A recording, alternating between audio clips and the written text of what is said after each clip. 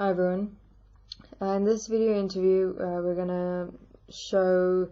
or illustrate a practical example with regards to the difference between mind experience and physical experience. The example we're gonna use is, for example, just before one is in the moment of getting to falling asleep. Like you're in that first stage of resting within oneself, with one's human physical body, and it's like external reality slowly but surely starting to fade away. And many has, for example, like just before you're about to fall asleep, experience like a sound close to one's ear, or something moving over one's legs, or a tingling sensation across the side of the body, or a wisp of air moving close to one's legs or through one's hair, or one experience all these physical sensations based on one's environment, or the experience or feeling of the touch of the sheets on one's skin. And most of the time it's like just before you're about to fall asleep and your sheets and your pillows and everything is kind of settled in, where the sheets start moving or falling or shifting, because one moved it a certain way, and then the sheet starts settling in and then it actually moves, but it's not like it's being moved, it's in the process of moving as the sheets also start settling in. But within and during those physical experiences, those would be your normal, natural physical experience of your physical body in relationship to the sheets and the pillows, in how everything is basically settling into its environment or position. And most of the time, like the sensations you'd experience in the sheet is your hairs on your physical body moving or shifting positions as the sheet shift positions in how it's folded and things like that. But what more often than not happens just before you're about to fall asleep is one's mind tend to wander into all sorts of projections, ideas, in relation to what one is experiencing in the physical body, in physical reality, in relationship to one's physical body in the sheets and the pillow. And most of the time, for example, the sound that you're also hearing in your ear next to your pillow is just like the sound of your skin brushing on the pillow, but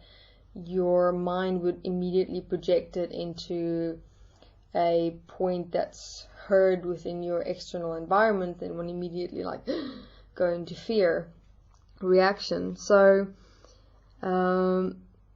here's an example of how we go into a mind experience based on a physical experience, where we immediately relate what we're experiencing in the physical towards a mind projected experience of energy. So for example, you'd feel a air brushing against your leg, and one would immediately like open your eyes and look around and check who or what may be moving within the room, where the illusion of ghosts also come from when one is, for example, living in a big house with lots of windows and the air of the evening moving through, or a window, a curtain might have moved that blew a wind through one's room onto one's bed, on one's leg, or one experience like that tingling sensation on one's legs or arms or body, and it's actually just the sheets settling down in relation to the hairs on one's body. So just have a look at, for example, where one go into and as one's mind experience when one's actually having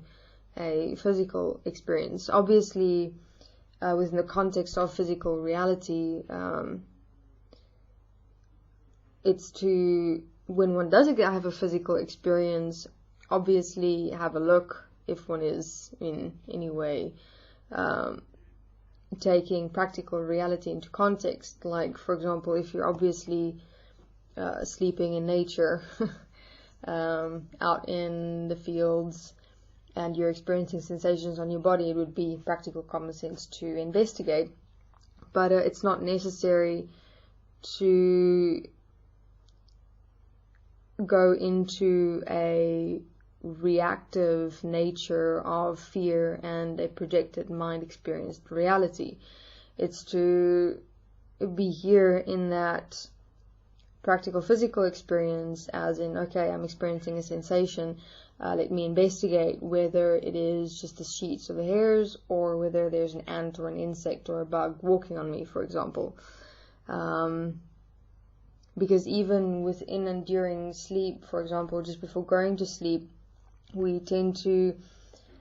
sleep in and as the mind experience instead of with the physical. So this point of being aware of one's physical body within and during or before sleep, and to rest with the physical, will also assist and support oneself in this process of